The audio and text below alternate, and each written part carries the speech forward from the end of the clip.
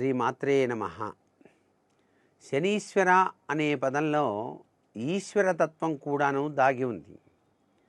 ఈ శనీశ్వరుడు ప్రతి ఒక్క మానవునికి కూడాను 7 సంవత్సరాలు జాతక చక్రరీత్యా పట్టి పీడించేటువంటి లక్షణాలు ఉంటాయి.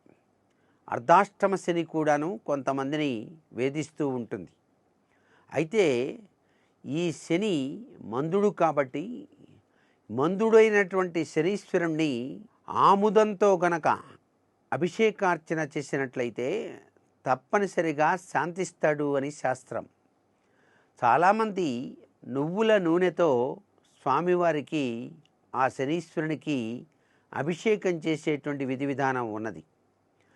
ప్రతి ఒక్క కుటుంబంలోనూ ఎవరికైనా శని గనక అలా గ్రహచార రీత్యా పట్టి వేధిస్తూ ఉంటే శనివారం నాడు తమ శరీరానికంతా కూడాను నువ్వుల నూనెను వ్రాసుకొని తలపైన ఆముదంతో అంటుకొని అభ్యంగన స్నానం గనక ఆచరించినట్లయితే శని దోష నివృత్తి జరిగి తీరటానికి ఆస్కారం ఎంతైనా ఉంటుంది.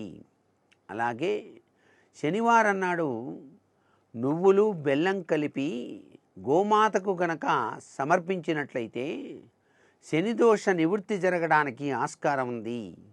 ఏదైనా దేవాలయం దగ్గరకు వెళ్ళి నల్లటి గుడ్డపీలికను తీసుకొని దేవాలయం నుంచి బయటకు వచ్చేటువంటి సమయంలో ఆ యొక్క దేవాలయ బయట ప్రాంగణంలో గనక ఈ నల్లని గుడ్డను గనక చించి అవతల పారవేసినట్లయితే శని దోష నివృత్తి తప్పనిసరిగా జరుగుతుంది అని కూడా మనకు శాస్త్రాల్లో చెప్పారు. నువ్వులు, బెల్లం, ఓ చిన్న మేకు ఒక విస్తరాకులో పెట్టి శనివారం నాడు, అది కూడా శని త్రయోదశి నాడు గనక చక్కగా దానం గనక చేసినట్లయితే ఈ యొక్క వ్యక్తిని పట్టి పీడిస్తూ ఉన్నటువంటి శనిగ్రహ దోష నివృత్తి జరగటానికి ఆస్కారం ఉంటుంది.